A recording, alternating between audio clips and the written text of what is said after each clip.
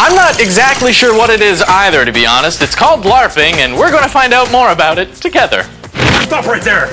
One more step and your friend dies. I can take the shot. No! Get them! Kill them!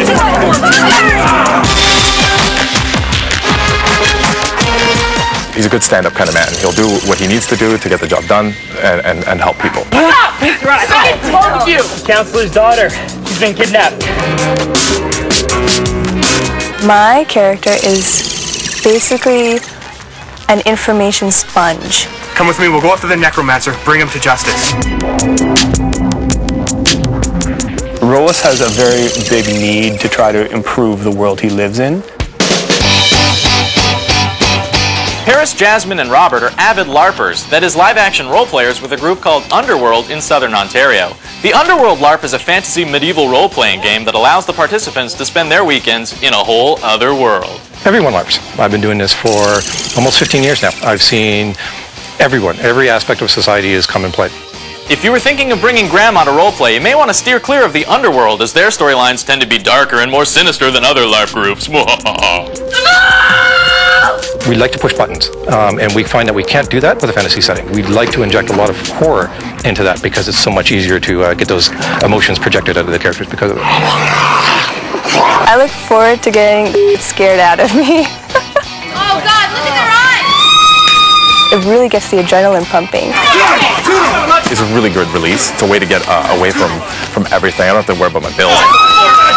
I get to run around in the woods with my buddies and swing foam weapons, you know, like fake weapons at each other. I mean, what else could you want?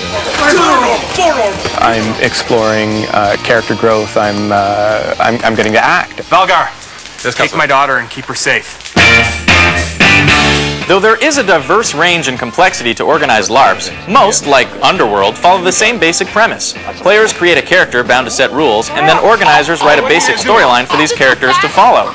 The role-playing starts when they enter the forest on Friday, and it doesn't stop until they leave on Sunday. That's right, they even sleep and go to the bathroom in character, just hopefully not at the same time. That would be gross.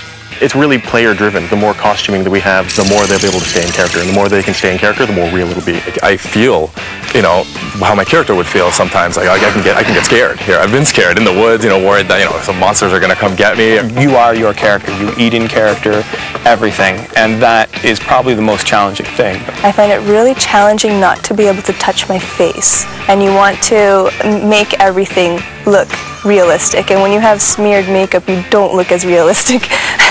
The myriad of heaven's field reflected in his silver shield. When it comes to like fans of movies and books, you can appreciate it, but you can't help create it.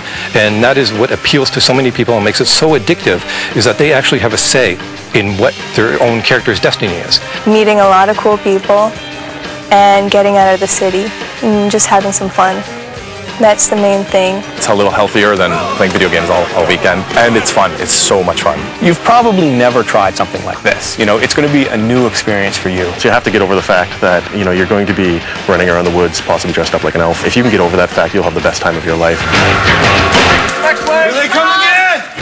I don't know about an elf or an orc, but I'll try live-action role-playing as a TV show host. Our own Natasha Eloy sat down with John Barrowman, who plays Captain Jack Harkness on the hit BBC sci-fi series Torchwood.